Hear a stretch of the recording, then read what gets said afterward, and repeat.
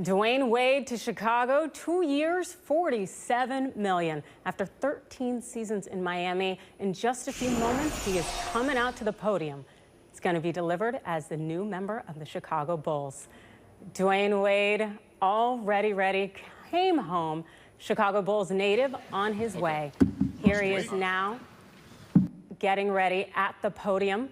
Gar Forman, the Bulls GM, sitting there to his right. Dwyane Wade, ready to be introduced as the new member of the Chicago Bulls. Here he is. Is she doing a Snapchat? She probably out snapping somewhere. You've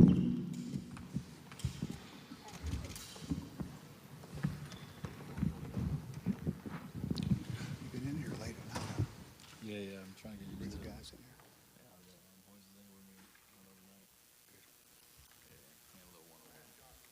Okay, I thought we were waiting.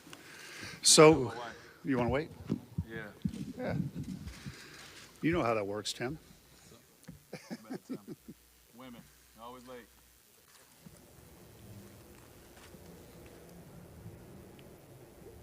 Getting ready for the news conference here, you see Dwyane Wade. And here we're going to bring in George Sedano, the co-host of George and Izzy, a native of Miami. Talk to us a little bit about Wade's decision to leave Miami. George? Listen, this was one of those very difficult decisions for Dwyane Wade. I think Dwyane wanted to finish his career in Miami. I think he was stunned that Pat Riley took such a hardline stance as far as the salary was concerned. And, you know, Pat, in essence, would probably want to do a do-over. I think Dwyane would like to do a do-over. But feelings got hurt, emotions ran high, and he decided to go to Chicago, which made some sense, obviously, but not the way I think anyone envisioned for him to finish his career. So it's kind of almost a strange sight to watch him there at that podium in Chicago at the moment. And George, you had a very in-depth look there, being a native of Miami. And we know that Pat Riley, the Heat president, he regretted a little bit that he wasn't involved in the negotiation process with Wade. What impact will this experience have on the future deals for the Heat? Well, it'll be interesting to see, right? Because Dwyane Wade was the franchise, and I spoke to someone who's been involved with the Heat organization. They said to me, if Pat's not going to love that guy, who's he going to love? And that's the thing with Pat Riley. He is loyal. He talks about family, but the reality is loyalty is a one-way street with Pat Riley. It is loyalty to him, and he is beholden to his job, which is to make the Heat organization the best it could be, and sometimes it means tough decisions. So it was a very difficult time because Dwyane was coming off his best season in 5 years, certainly his healthiest season in 5 years. But I guess we're going to have to take a wait-and-see approach and see how free agents feel about basically the Heat jettisoning Dwyane Wade. All right, and you know, year after year, it seemed that the Heat, they were giving the max to other players and not D. Wade. And so he's leaving now just for $7 million more. How do his teammates feel about his decision to go? Well, I think the teammates understand. I think, you know, they understand the business aspect of this. So I don't think that they harbor any ill will towards him. Dwyane Wade now going to be introduced. Here it is. About Dwyane and Gabrielle's trip to China, but now we'll apologize for the delay coming out. Anyway, we are absolutely thrilled today to finally introduce Dwyane Wade as a Chicago Bull. Sounds good, doesn't it?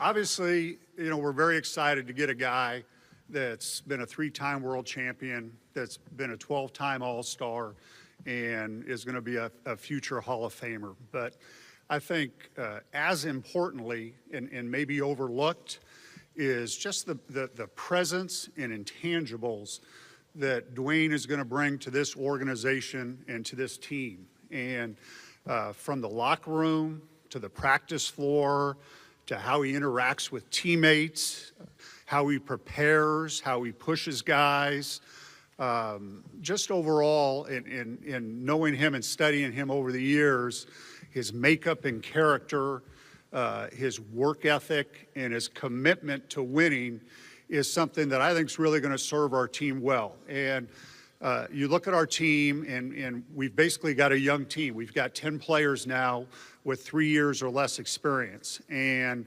to have Dwyane come in and kind of show these guys the way, I don't think you can put a value on something like that.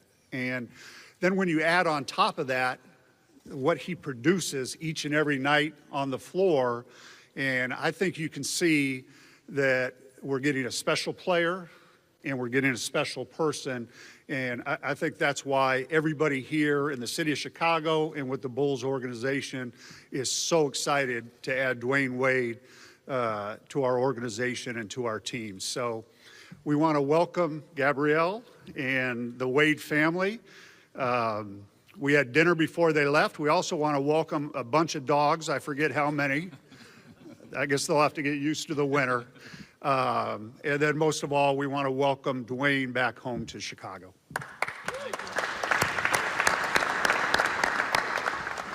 Thank you for that, Gar. Make me feel good about myself.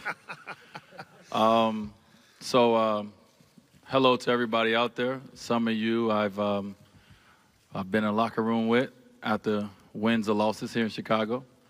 And some of you I haven't, but you guys are going to hear a lot from me and see a lot of me for a little while. So I'm thankful to be here today. This is one of those moments for me that is a dream come true. You know, simply that. I'm a Chicago guy, Chicago kid. I grew up here, got opportunity. I remember sitting on the floor when I could sit Indian style and watch the Chicago Bulls win their first championship. I was 9 years old. And I remember looking at the TV. We had this little bitty TV. I remember looking at it. It's about as big as iPhones is now. I remember looking at it and saying, that's what I want to do. That's what I want to be. I want to be a champion, and that's who I want to do it with, as a kid. And so my dream of becoming an NBA player started here in my hometown. So I know took a long time to get here, but I am here, and I'm excited to be here. I can't tell you guys in words what this moment means for me, what this organization, since the day that I said I'm coming, the support that they have shown, the excitement that the city has shown me. I can't tell you guys what that means to me. So I'm just thankful. So I appreciate it.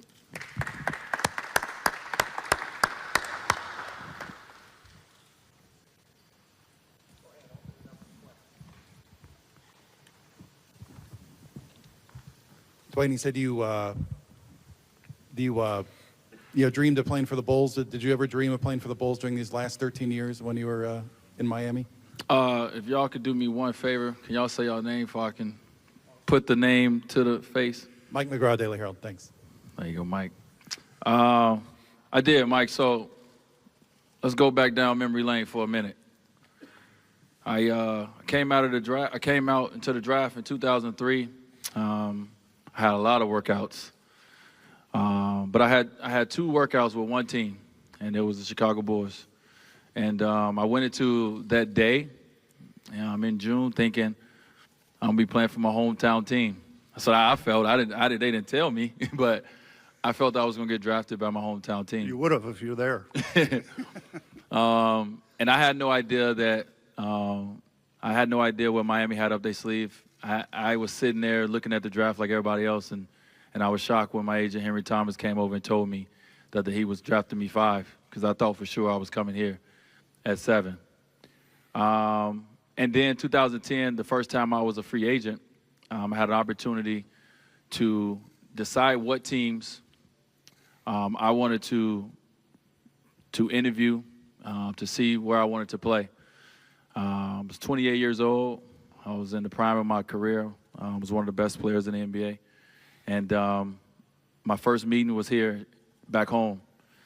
And I met with a few teams.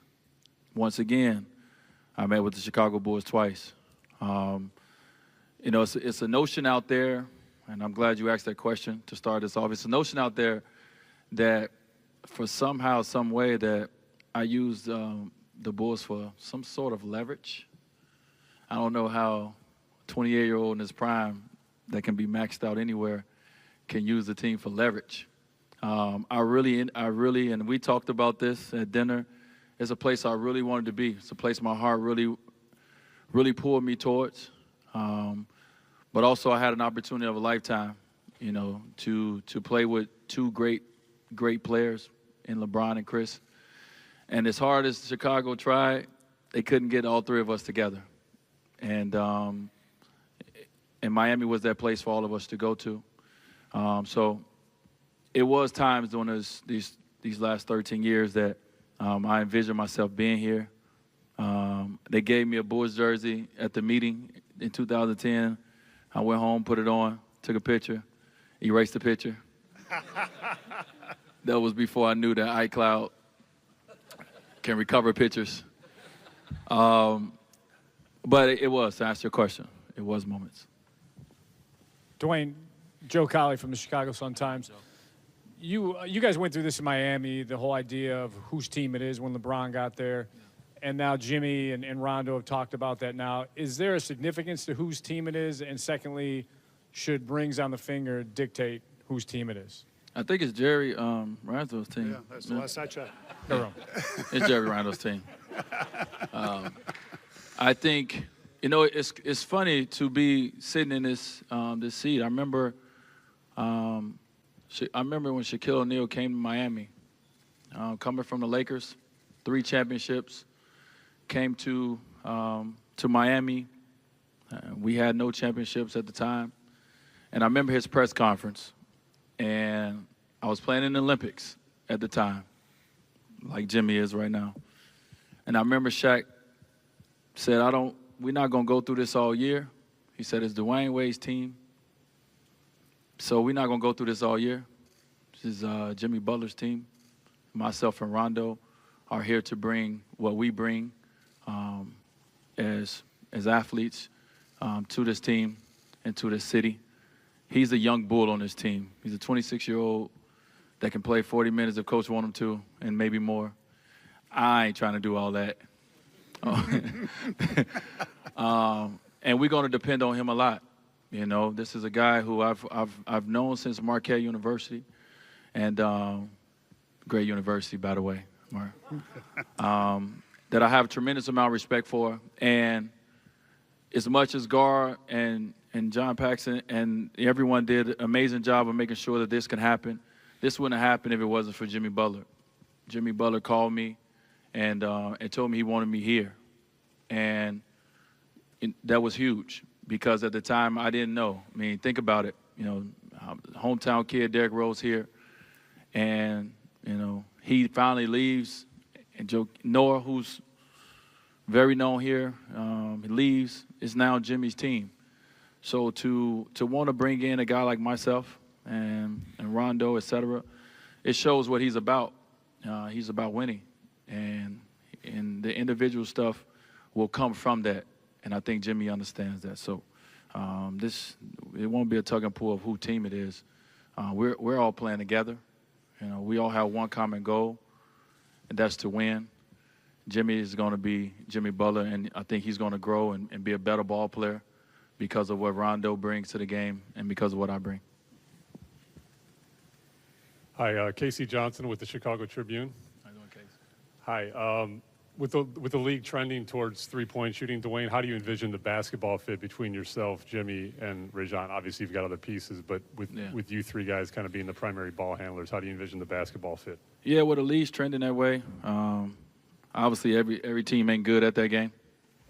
That's why, you know, Golden State has been in the finals the last 2 years. That's their game. They're good at that. So I don't think it's for everyone to play, unless you have the personnel to play it. It's not our personnel. It's not a game we're going to try to play, you know. And that's, you know, we have guys who can make shots. But I'm not going to lie and say, you know, we're going to all shoot 50% from three next year. You know, our career, you can look at the numbers, are pretty much, I am a better three-point shooter than my number, by the way. I show it in the playoffs. But we have our own strengths. And with those strengths is what we're going to bring to this game. You know, we're not going to come out there and try to be Stephen Curry. That's not our game. You know, as much as my son loves Stephen Curry, sorry, he's not your dad. I am. So what I'm going to do is I'm going to play my game, and I'm going to play my game within, you know, obviously what the system is, what, you know, the team needs from me. And at the end of the day, last time I checked, the ball has to go through the basket. And I've been pretty successful putting it through the basket. Jimmy's has been pretty successful. He's going to be even more successful. And Rondo's going to know how to make sure he gets everybody the ball to put it in the basket as well as possible. So, you know, our job is to play to our strengths, to work on our weaknesses as well, as we know how teams may try to defend us. But let's not go away from what got us here. So we're going to continue to be who we are. Dwyane, David Haw, Chicago Tribune. As much as everyone understands how special it is for you to come home and play for the Bulls, how much of it was that drawing you home, and how much of it was the perceived sort of rift with Pat Riley? And had he handled things differently, would you be here today? I have no rift for Pat Riley. It's funny, the reports come out about a lot of different things. I've never seen nobody around me and Pat in the office when me and him just been talking. I didn't see no one CC'd on the emails that we talk about. I have no rift. I have nothing but respect for what he's done in this game. I have so much to learn. So I have no rift, you know, in that. You know, for me as a player, when you get opportunities to be a free agent, you have to sit and you have to look and see what is the best situation for you. And 2010, the best situation for me was to play with Chris and LeBron because I wanted to be able to compete for championships. That was what I felt was best.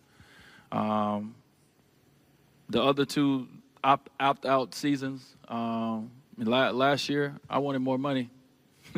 Just to be real. I got more money. This year, the direction and the focus for that organization in Miami, which I have nothing but respect for and love for, was a little different than it has been in years past. And with that being said, my direction and my focus was a little different than it's been in years past. And I communicated with them, you know, that, hey, I've only done this once, but I'm going to be a free agent. I'm going to go out and I'm going to see, you know, what the market is saying about me. And like I said, this opportunity with Chicago, when I first, you know, said I was going to be a free agent, it wasn't nothing that we all knew was going to happen. But it was things that happened along the way that made this even realer and realer. And at the end of the day, I made the decision. You know, I had a contract offer in Miami that I could have took. I decided not to take it. It was my decision to be selfish and to live out a dream of mine. You know, I've brought a lot of excitement to Miami, and it's a home to me. It will always be. I want to bring a little bit here to Chicago while I have a little bit left.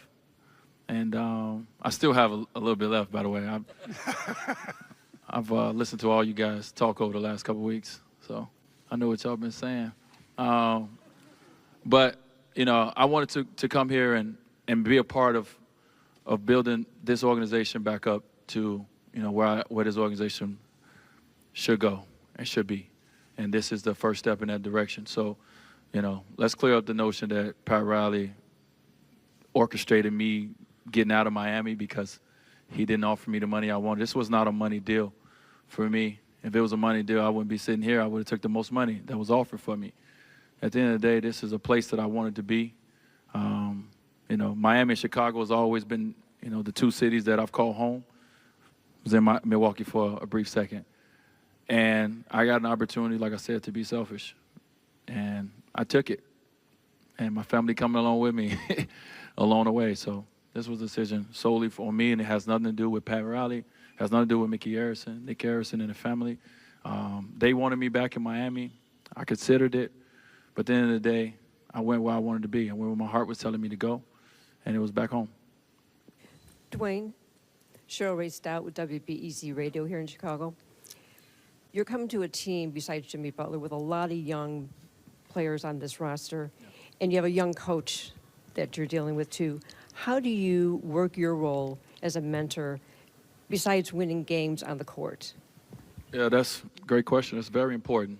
I feel that with the knowledge that you gain over the years of playing this game, I feel it's our duty as veteran players to give that knowledge back to the next generation. So this game continue to be as amazing and as great as it is. So I already do that. I do that with not only my teammates, I do that with other guys around the league. You know, I work out with guys if they want to work out with me. You know, I talk to guys throughout the year, you know, via text message, et cetera. So these young guys on this team, I'm going to give them the knowledge that I've learned. And they can take it for what it's worth, but I'm going to give it to them no matter what, because at the end of the day, I'm a leader, and that's all I know how to do.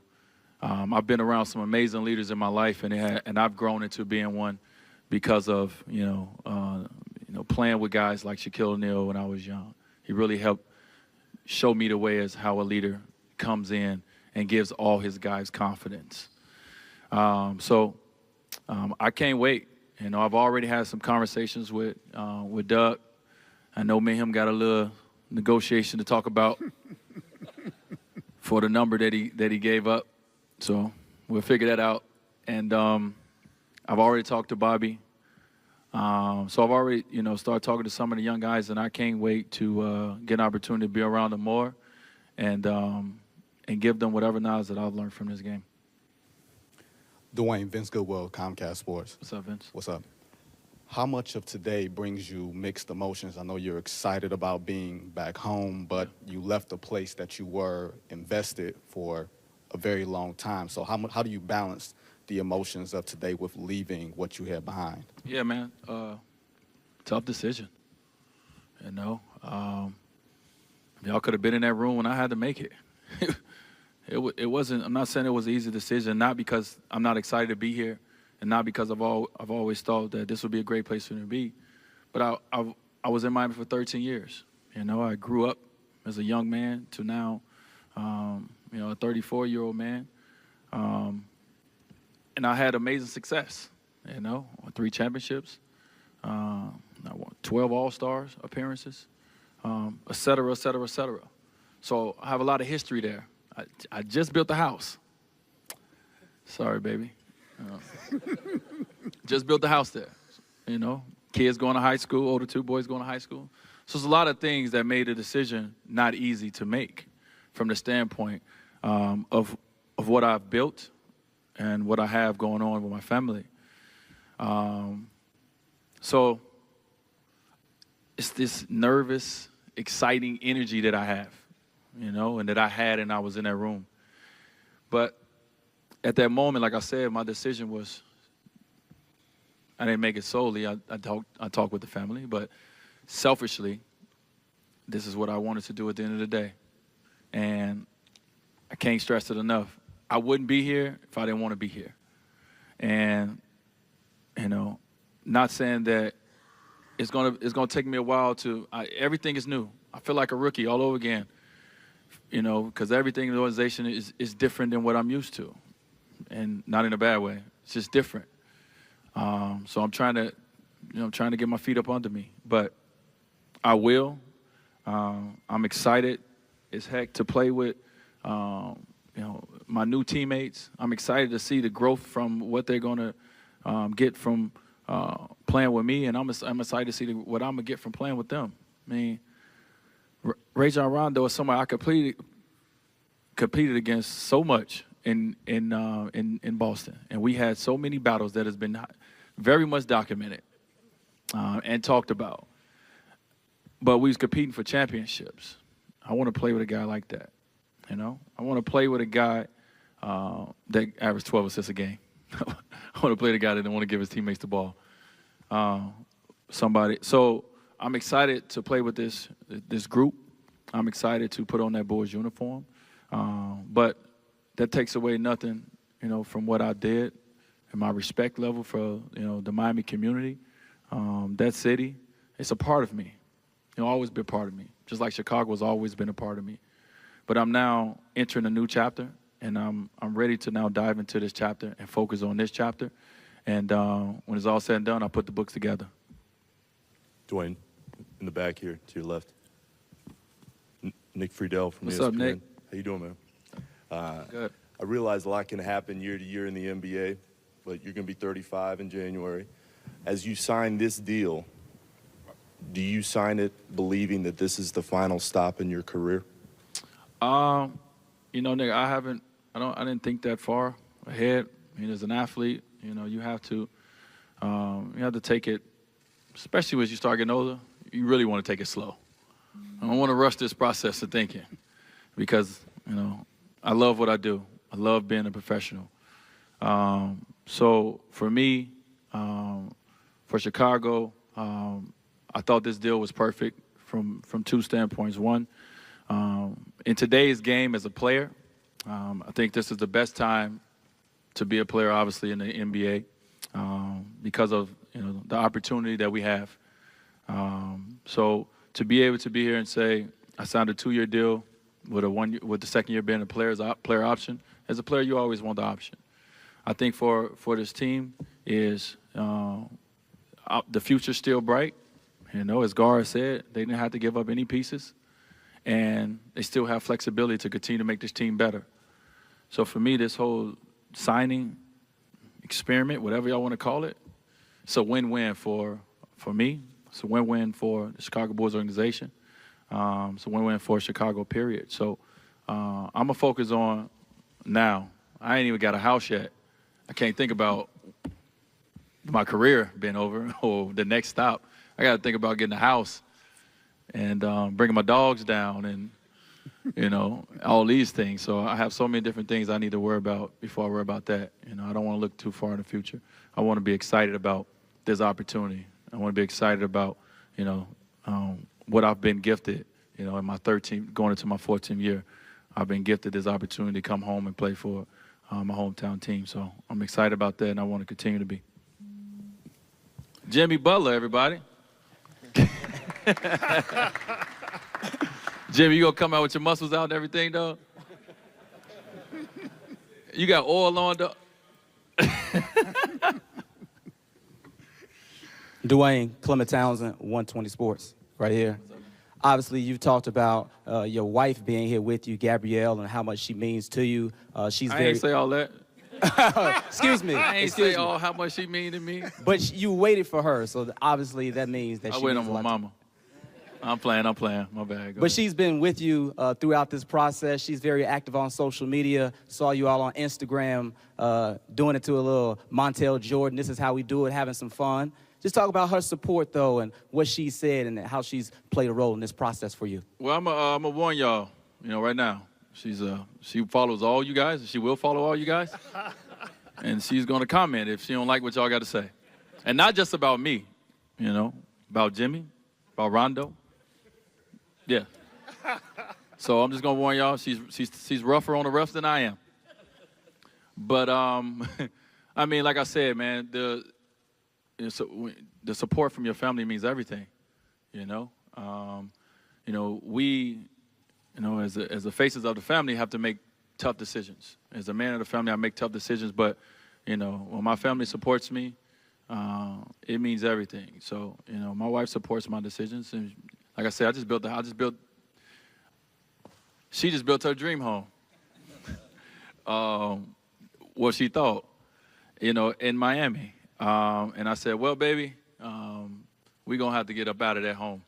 And we got to go somewhere else and make a different home. And she supports me. Not saying that she was necessarily 100% happy that she had to change, but she supports me. So, you know, we all ride together, you know, the Wade clan, the Wade family, Team Wade, we roll together, and that's how we do. My boys weren't even that happy, and it's because they used to the warm weather. They heard winter and they got scared. But they'll be all right. They get a little Chicago tough. Gar, this question's for you. I mean, both you and John talked about job security at the end of the year and the criticisms that you guys were undergoing. One of the big things was you guys have always landed more consolation prizes than big-name free agents or big-name splash guys. Does this at all kind of silence critics in your mind? And at the same time, also the second part of this, have you been told that, you know, this rebuild needs to work, or there is something on the line at the end of the day? Yeah, Joe, whatever you're talking about, the critics or the job, I haven't seen that. You'd have to tell me where that's from. As far as, we always go into, planning for the next season and seasons down the road, trying to put the best team we can together. And obviously getting somebody like Dwyane and some of the intangibles that I talked about is huge for this team and for this organization. And we're excited about it. We're excited about a lot of the guys that we've added. We're excited about the young guys and the progress that they're making. So, no, we just come in and grind and do our job each and every day, and with a focus on our players, a focus on getting better, and putting ourselves in the best possible position to have success. Hi, Casey Johnson from the Chicago Tribune again. Dwyane, you played in your most regular season games last season since 10-11, but I think you also averaged your career low in regular season minutes before amping it up in the playoffs. What's best for you regular season-wise in terms of usage, and have you had any of those kind of conversations with Fred Hoiberg to this point?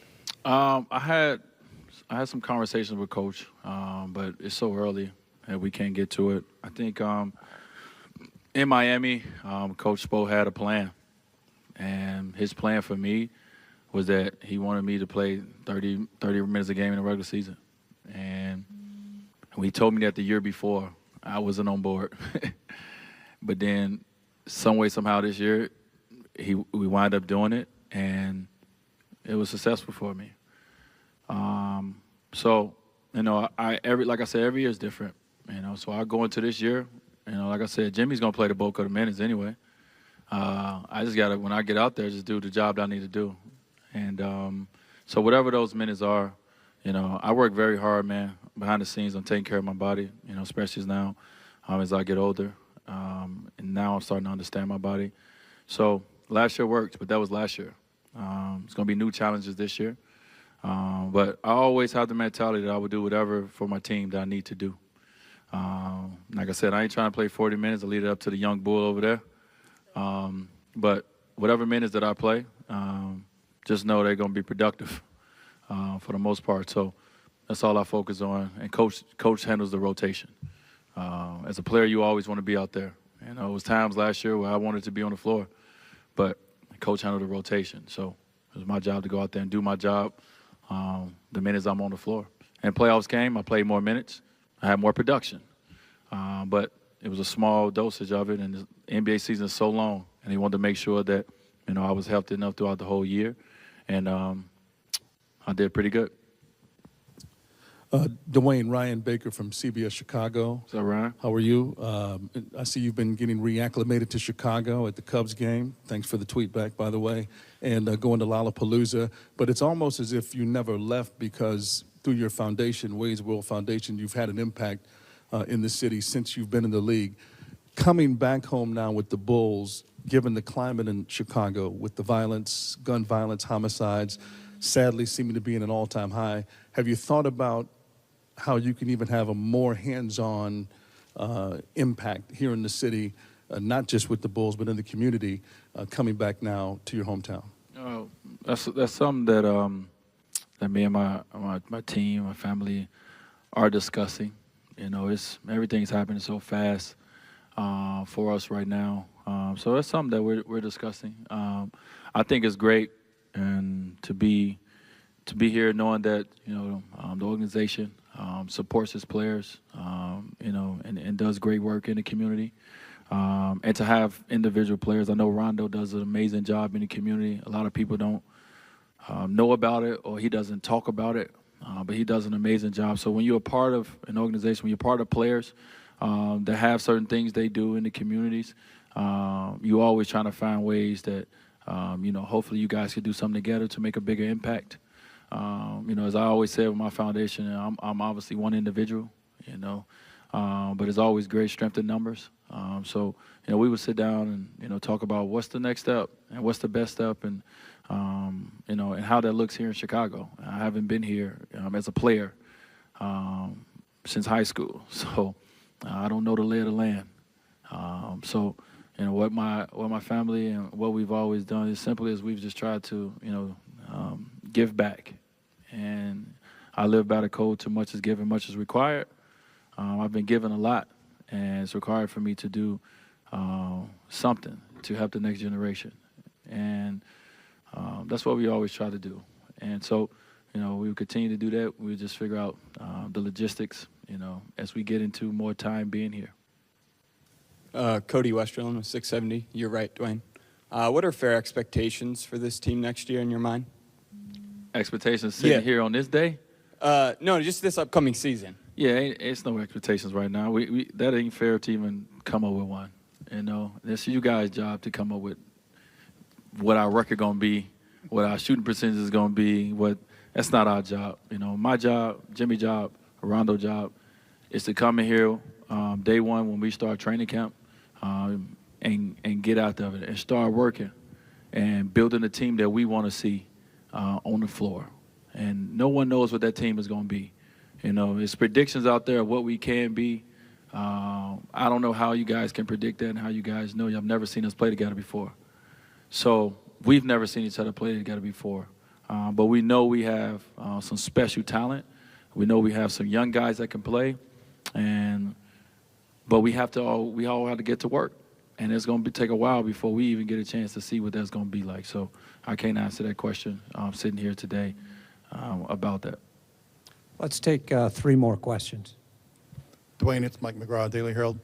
Not trying to compare Jimmy Butler to LeBron, but are you going to go to Fred Hoiberg and say, hey, look, this is how we made it work in Miami with 2 wing players who are sharing the spotlight, sharing the ball, and have some suggestions for him on how you guys can make your offense work? Well, first of all, I've played against Jimmy. Obviously, I've seen Jimmy since Marquette. I have a feel of how his game is as a competitor, but as a teammate, I don't know everything yet. So first of all, I have to learn the way Jimmy work. I need to know when he wakes up, when he goes to sleep. Jimmy, I need all that information. So I can't come into this situation thinking it's going to be the same as when me, Chris, and LeBron played together. This is a different situation, and we were, like I said, it took us a while to figure it out, and we would figure out here what is the best calls of action for us on the basketball floor, and what's the best situation. So all I know is I'm excited about the opportunity. I'm excited about playing with 2 guys that I respect as competitors first. Rondo is a winner. He's won a championship before, and I know Jimmy dreamed about winning championships. And that's all I can focus on right now. Everything else will happen. It will come. We will learn each other. We will learn what we need to do, just like we did in Miami. We learned what we need to do. This is a different guys, different individuals. I'm not coming in comparing and saying this guy needs to do this because Chris Bosh did this or LeBron James did that. That's not fair to them, and that's not fair to coach. It's not fair to me. So I won't have that expectation at all. I think the only parallel from that is that I've played with, in my career, I've played with other guys that's alphas. And you guys heard Rondo allude to that, is that we have 3 alphas. We have 3 strong personalities. I don't know where is that's not bad. We have 3 leaders. And other guys are going to lead in their own ways. That's great for a coach because now he has leaders on his team that he really can count on and trust and believe coming right in. Right away, he don't have to build it. It's here. So, all of it going to take time. I have no answers on how it's going to work.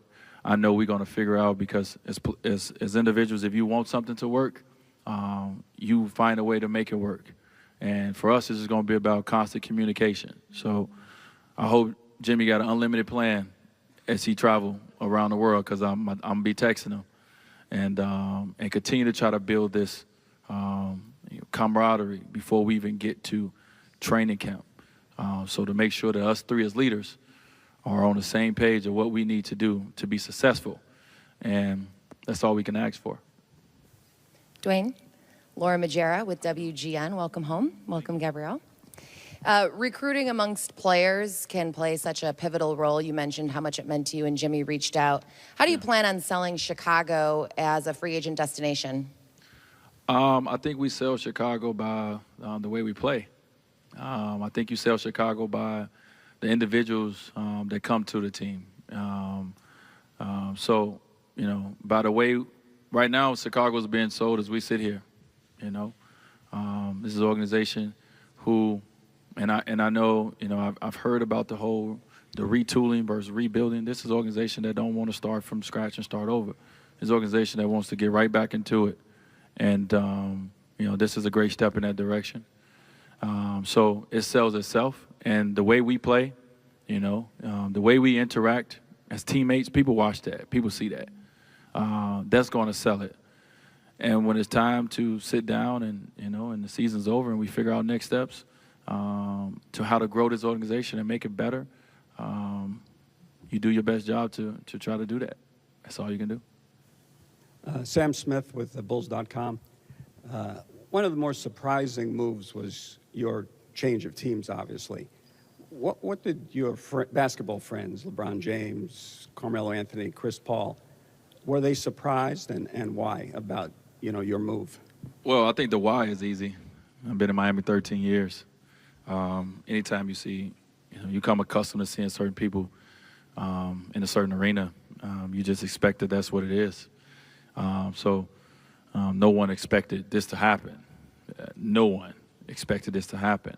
But my friends, what we all do is, we all support each other. We all sit down and talk about not just basketball. We talk about a lot of things in life. And if it's asked, everyone gives their opinion. But that's all it is an opinion. I think in this situation, those guys, we was on vacation. Those guys knew I was going through free agency. They left me alone. They asked me one day, they asked me about it. And after that, we continued to enjoy the vacation. So they supported me in this decision just like I support them. Whether I was, in Miami or whether I'm here in Chicago, they're my friends. They're going to support me. So I know Chris, I know Brian, I know those guys happy for me because I know Melo is happy as well because this is something that I said I wanted to do. And that's the same way I was when LeBron went back to Cleveland. And everybody thought I should have been angry at a friend of mine for wanting to go back and to go play basketball in his hometown. Why would I be? I'm happy for him that he made the decision as a man. He made the choice to take his family where he wanted to take them and take his talents there as well. So same thing. They was happy for me that I made a decision to do it. And the same thing is for other players, you look at Kevin Durant. I think as players, we're happy to be able to make our own choices and our own decisions. And no matter what is said out there, as long as you're happy with it, that's all that matters. As long as you have the support of your family, that's all that matters. Everything else is just smoke and mirrors. So they're happy for me. I just want to follow up quickly on that one point there. Pat Riley said something I thought was curious and sort of this mea culpa. They had said that he wished he had gotten more involved in Dwyane's recruitment or resigning, whatever it was, and he wasn't. And what did that mean that he wasn't involved? I dealt with Mickey Harrison and Nick Harrison when it came to my contracts the last 2 years. That's what he meant when he said he wasn't involved. So, meaning he didn't sit at the table. He didn't, call or email or text or nothing like that to try to sway me or get me back. I guess that's what he meant. But, I dealt with, two people that I respect in the organization. And like I said, at the end of the day, it wasn't about Pat Riley, it wasn't about Mickey, it wasn't about Nick. It was about me. And I told that to the Harrison family in our meeting. They asked me, they said, what else, what else can we, is there anything we can do? I said, this is a decision that I'm gonna have to make. And I made that decision. So I wasn't looking for Pat to reach out to me. That wasn't a focus of mine. My focus was making the best decision for my family. And, and he has to make the best decision for the organization, which he's done an amazing job over his tenure there. And we all benefited from him. But this decision was basically mine. And I couldn't concern myself or worry about someone reaching out to me or not reaching out to me. So that's why I made the decision. It wasn't because he didn't reach out to me, and how petty is that? You know, I sat at the table with the guys who pay the bills, and I knew they wanted me to still be there. But I wanted to be. Ultimately, I wanted to be here, and I ultimately made that decision. Thank you, everyone. Thank you, guys. Appreciate it.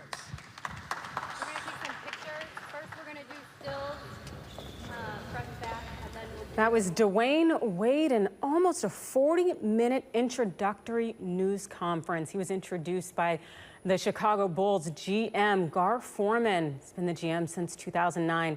Spoke that he was very excited to have such an accomplished player, but he also focused on the intangibles that Dwyane Wade will bring to the Chicago Bulls. Wade, in his press conference, had mentioned how much this was his childhood dream, looking back growing up in Chicago, wanting to play for the Bulls. He also said some pretty interesting things, especially that there's no rift between him and Pat Riley. Also that this was a selfish decision, a decision of his to live out his dream. Dwyane Wade, now a member of the Chicago Bulls.